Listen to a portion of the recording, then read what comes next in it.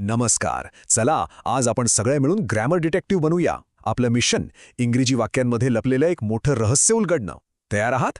चला तर मग सब्जेक्ट, ऑब्जेक्ट आणि वर्बच्या या रहस्यमयी दुनियेत शिरूया. असं समजा की प्रत्येक इंग्रजी वाक्य म्हणजे एक छोटासा ॲक्शन सीन आहे आणि या सीनमध्ये 3 मुख्य कलाकार असतात. पहिला जो ॲक्शन करतो तो म्हणजे आपला कर्ता म्हणजेच सब्जेक्ट. दुसरा जी ॲक्शन होते म्हणजे क्रिया म्हणजेच वर्ब. आणि तिसरा ज्याच्यावर ती ॲक्शन घडते तो म्हणजे कर्म म्हणजेच ऑब्जेक्ट. हे तिघे एकत्र आले की वाक्याची गोष्ट पूर्ण होते. आता बघा, कुठलीही ग्रामरची केस सोडवायची असेल तर सगळ्यात पहिली आणि महत्त्वाची पायरी म्हणजे वाक्यातले मुख्य खेळाडू कोण आहेत हे ओळखणं. चला आपण आधी सब्जेक्ट आणि ऑब्जेक्ट म्हणजेच कर्ता आणि कर्म यांना कसं शोधायचं ते बघूया. तर मग सब्जेक्ट म्हणजे नक्की कोण? अगदी सोप्या भाषेत सांगायचं झालं तर सब्जेक्ट हा आपल्या वाक्याचा हिरो असतो. जो वाक्यातली सगळी मुख्य ॲक्शन करतो तोच आपला सब्जेक्ट. आता एक महत्त्वाचा डिटेक्टिव्ह नियम लक्षात ठेवायचा.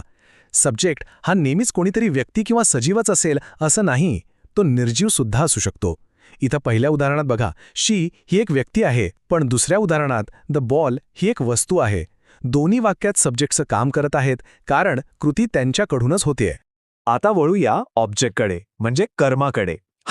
तो शब्द किंवा व्यक्ती आहे ज्याच्यावर आपल्या सब्जेक्टने केलेल्या कृतीचा थेट परिणाम होतो. म्हणजे ॲक्शनला सामोरं जाणारा, ती स्वीकारणारा तो ऑब्जेक्ट. इथे बघितलं की लगेच लक्षात येईल. डेवॉर म्हणजे खाऊन टाकण्याची क्रिया कोणावर होतीये तर टर्माइट्सवर. स्मेल्ड म्हणजे वास घेण्याची क्रिया कशावर होतीये तर समथिंगवर.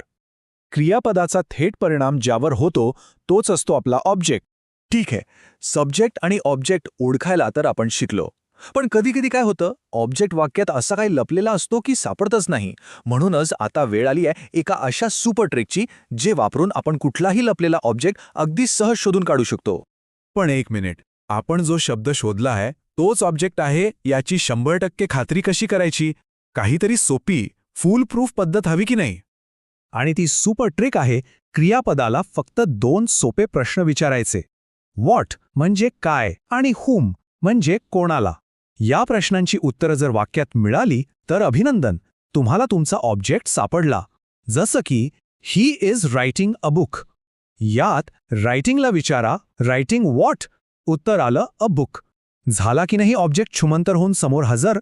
वाह, आता आपल्या हातात ऑब्जेक्ट शोधण्याची एक गुप्त युक्ती आली आहे. आणि याच युक्तीचा वापर करून आता आपण एक पाऊल पुढे टाकूया आणि क्रियापदाची म्हणजेच वर्बची 2 गुप्त रूपं कशी ओळखायची ते शिकूया. यातलं पहिलं रूप आहे ट्रान्झिटिव्ह वर्ब्स, ज्याला आपण मराठीत सकर्मक क्रियापद म्हणतो. ह्या क्रियापदांना त्यांचा अर्थ पूर्ण करण्यासाठी ऑब्जेक्टची खूप गरज असते. ऑब्जेक्ट नसेल ना तर ही वाक्य एकदम अपूर्ण वाटतात, जसं की कोणीतरी पझलमधलं महत्त्वाचा तुकडाच काढून घेतलाय. आणि ह्याच्या अगदी विरुद्ध आहेत इनट्रान्झिटिव्ह वर्ब्स म्हणजेच अकर्मक क्रियापद. ही क्रियापदं एकदम आत्मनिर्भर असतात, स्वतःमध्येच परिपूर्ण. त्यांना आपला अर्थ पूर्ण करण्यासाठी ऑब्जेक्टची अजिबात गरज नसते. बर्ड्स फ्लाय, पक्षी उडतात. वाक्य पूर्ण झालं. इथे फ्लाय व्हॉट किंवा फ्लाय हुम असं विचारून काहीच उत्तर मिळत नाही. याचाच अर्थ इथे ऑब्जेक्ट नाही. आता कुठलंही क्रियापद ट्रान्झिटिव्ह आहे की इनट्रान्झिटिव्ह हे कसं ठरवणार? त्यासाठी हा फ्लो चार्ट आपला बेस्ट फ्रेंड आहे. बघा, क्रियापदाला व्हॉट किंवा हुम ने प्रश्न विचारा. उत्तर मिळालं तर सरळ पाथ 1 वर जा, म्हणजे आपलं वर्ब आहे ट्रान्झिटिव्ह. आणि जर उत्तर नाही मिळालं तर पाथ 2 वर जा, म्हणजे वर्ब आहे इनट्रान्झिटिव्ह. आहे की नाही एकदम सोपं? चला या टेबलमधून एका नजरेत हा फरक एकदम पक्का करून घेऊया. ट्रान्झिटिव्ह वर्ब्स यांना ऑब्जेक्ट लागतोच, व्हॉट हुमचं उत्तर मिळतं आणि ते ऑब्जेक्टशिवाय अपूर्ण वाटतात. याउलट इनट्रान्झिटिव्ह वर्ब्स यांना ऑब्जेक्टची गरजच नसते, प्रश्नाचं उत्तर मिळत नाही आणि ती स्वतःच पूर्ण अर्थाची असतात. थेरी तर खूप झाली, पण खरा डिटेक्टिव्ह तोच जो फील्डवर जाऊन काम करतो. चला आता आपण जे काही शिकलो ना ते वापरून काही खऱ्या केसेस सोडून बघूया. आपले डिटेक्टिव्ह स्किल्स वापरायची वेळ आलीये. ही आहे आपली पहिली केस फाईल. या 4ही वाक्यांमधले सब्जेक्ट आणि ऑब्जेक्ट आपल्याला शोधून काढायचे आहेत. थोडा विचार करा. सापडले? चला आता उत्तर तपासूया. ही बघा, कॉन्फिडेन्शियल फाईल उघडली. या सगळ्या वाक्यांमध्ये सब्जेक्ट एकच आहे, दे, आणि ऑब्जेक्ट्स आहेत आवर होल्स, अस, ह्यूज अमाउंट आणि मीटिंग्स. बरोबर आलं ना?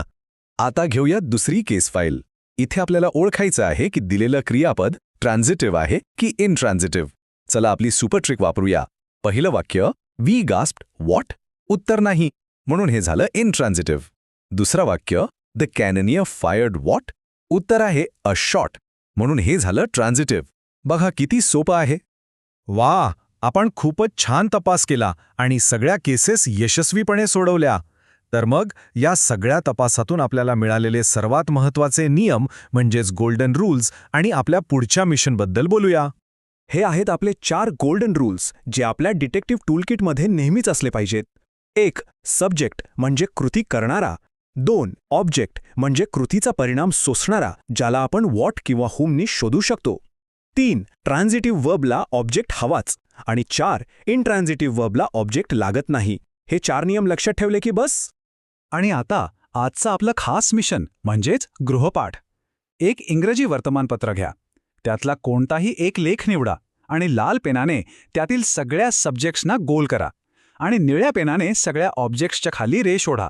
बघूया तरी आपले नवीन ग्रामर डिटेक्टिव्ह हे मिशन कसं पूर्ण करतात.